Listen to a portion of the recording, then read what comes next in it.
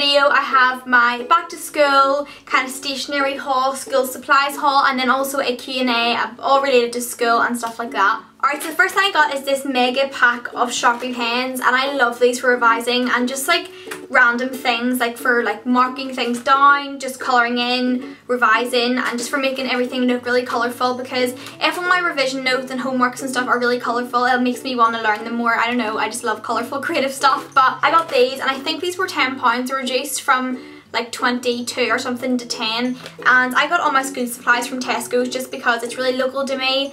And yeah, anyways, I got these and I'm so excited to like put them in like a little pot on my desk, and can't wait. So in my school you could like have a file for each class, whereas I like to usually just buy one and then put like dividers in it and then kind of divide each class within one file, because I hate carrying loads of things. Whereas at the start of the year you can kind of get away with a little smaller file, whereas halfway through the year you need to pretty much have one for each class. But I just decided to get this little small stripy one, and it's just a little small stripy purple one. And binders in my opinion never last like longer than like 2 months, I'd say. Like I don't know how many binders I went through last year because they always break and like all your pages end up everywhere, but I got this wee one just to do me for the start of the year until everything starts to get a little bit more heavier. But yeah, it's just really cute, stripy purple. So pretty. I also got 2 packs of pens. I got these ballpoint pens from Zebra, and they come with like these really cool like animal print, and I love just writing in black pens. Some people prefer blue, I prefer black just for general notes, and then for like keywords and highlighting and making things look pretty, I got these Papermate Ink Joy Effortless Writing pens, and they come with a blue one, green one, pink one, and a purple one. And I don't know, I just love colourful stuff, as I mentioned before. Like you could literally be watching this video and all you would bring to school is like a black pen, but then there's me with like all this colourful stuff. But like, I don't know, I just love colourful stuff. And yeah. Another one of my school favourite kind of supply things are highlighters. I got these highlighters from Tesco's. I think these were around £10 just because you get so many different colours. I love highlighting again, like oh my god, I love like the neon colours. But yeah, I don't know if you can tell already, but like I get so excited with all stationery and school supply stuff. Like I love going to purchase everything. Like ever since I was a kid I love pens, pencils, crayons, paints. I loved making a mess with everything, and till this day I still love like my pens and stuff and having like really pretty stationery. But yeah, I got these highlighters, and they come with like loads of different colours. I love like this one here, it's like corally. Pretty. But yeah, I got those. I also got 2 like kind of writing book things. I got this one, and this is from the brand Puka Pad or Puka Pad. I got one of these last year. I love the paper in these. They're so like thick and smooth, and when you write on it, it like makes your writing so neat. Am I so weird because I like certain types of paper? But like literally though, like the paper is really nice in these, and you can just like rip it off like along here, or either you can like tear down the wee line. But I like to have these for revision and stuff because I like to keep all my revision notes together.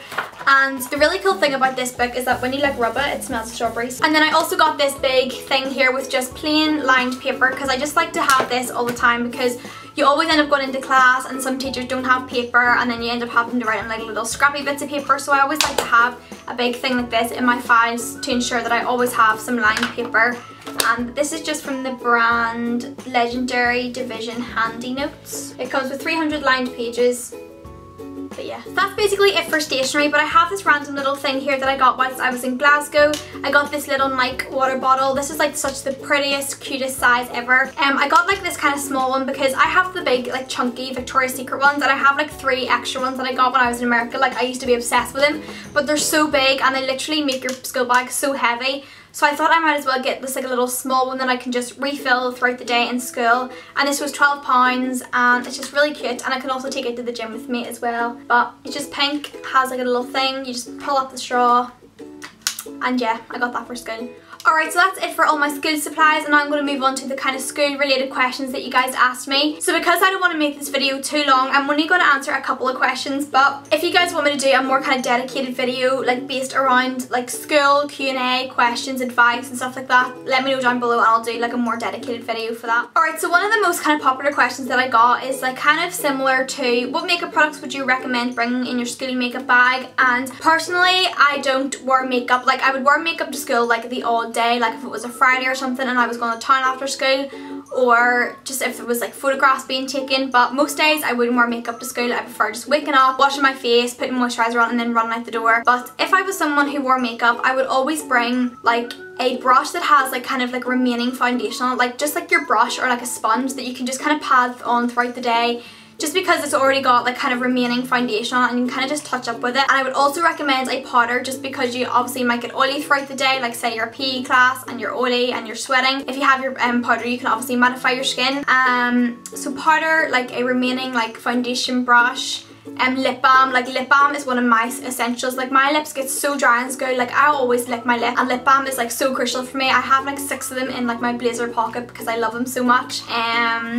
I don't know, like I'm not really, I've seen girls in my school that would have like a full makeup bag with literally everything in it. But for me, if you're just kind of starting out with makeup or just kind of going into high school, I'd recommend just bringing your pressed powder, a brush just to kind of touch up throughout the day, lip balm, and say like, I don't know, like mascara in case you want to touch up that. But other than that, just keep it really minimal, because you don't want to keep on like having to go out of class and spending your whole lunch times and break times like applying your makeup. Like, I don't know, for me, I just would never be bothered doing that. Obviously if you wear makeup you can obviously bring whatever you like, but I definitely recommend powder, lip balm, and just like a sponge to kind of blend everything in case it all starts to get patchy throughout the day.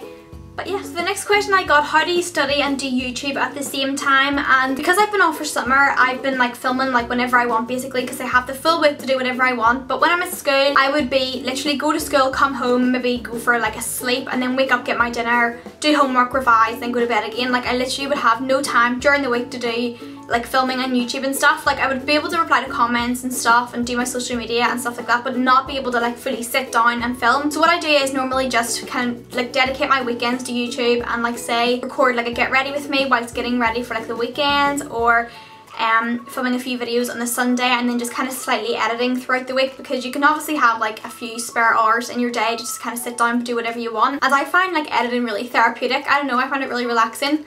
But yeah, I would normally kind of just film my videos on the weekends and then kind of just edit them throughout the week and then upload them throughout the week obviously.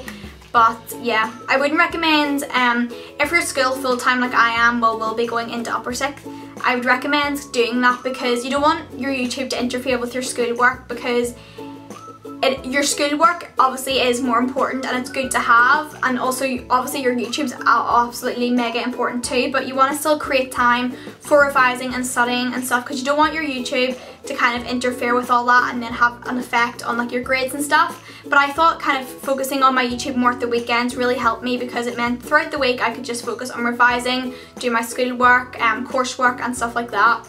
But yeah, that's my advice. So someone asked, how do you deal with the jump from high school to college, like to 6th form? So either throughout your GCSE, high school, you're entitled to go up to school for 5 years, and then you can either take the direction of college, like a full-time job, or you can either do 6th form. And what I chose was 6th form, just because I didn't totally know what I wanted to do, so I thought I may as well just go back to school, get more qualifications, which will help me in the long run. But how to deal with the big jump, in my opinion, like some people would really say it is a lot more intense, but at GCSE I done quite a lot of subjects which were really heavily coursework based, so I was always constantly doing loads of work on the computer, constantly submitting work into my teachers like every single day. Basically every week I would have like work this thick.